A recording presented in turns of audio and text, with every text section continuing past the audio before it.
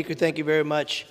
And a huge thank you to our incredible leader, my neighbor, my friend, my colleague, my leader, the Honorable Congresswoman Sheila Jackson Lee, who has the pulse of our country firmly in her grip.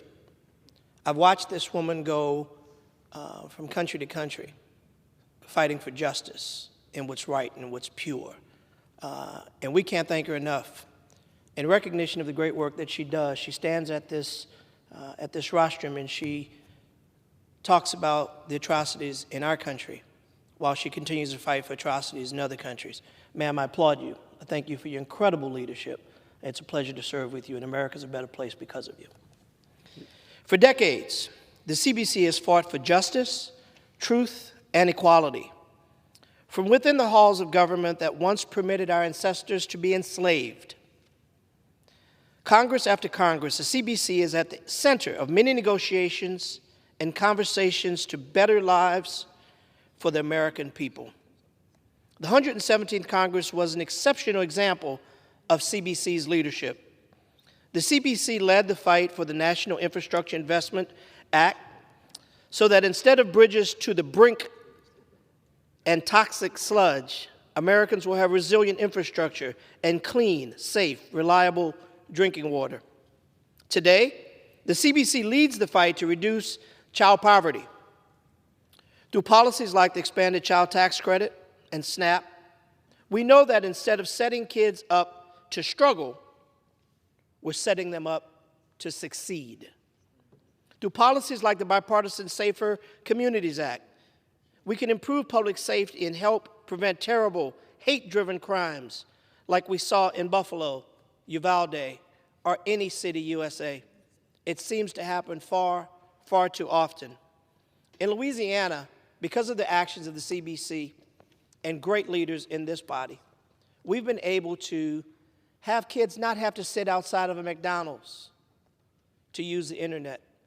Since Katrina, since the hurricanes that have wrecked our community, since COVID that has wrecked our world, we know that things like broadband are no longer a luxury, but a necessity.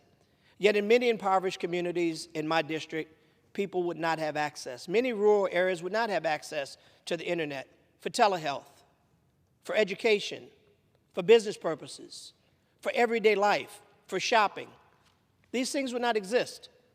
But I'm proud today because of the efforts of this body and because of CBC, we're able to deliver and bring those things home to the people of Louisiana and America.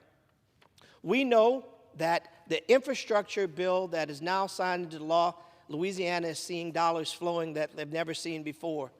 Bridges that have been on the brink of disaster are being repaired.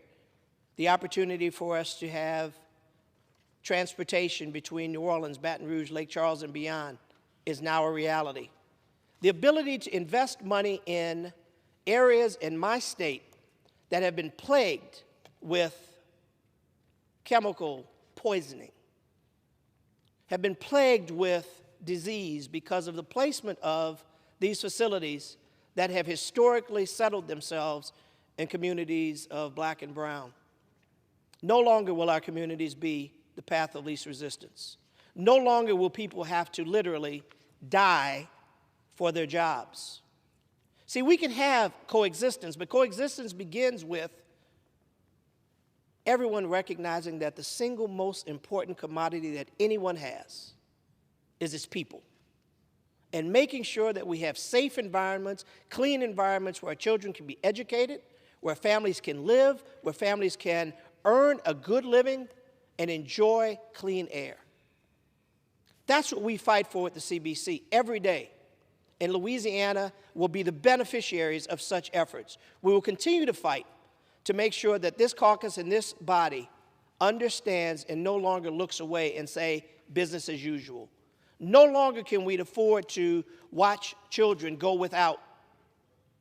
As my dear colleague and chairman of the Education and Labor Committee said moments ago, more money has been invested in HBCUs under this 117th Congress than ever in the history of our country.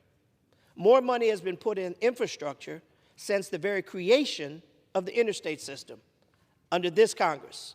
and this CBC has played a pivotal role in making those things happen. But it doesn't stop here. We must continue to fight.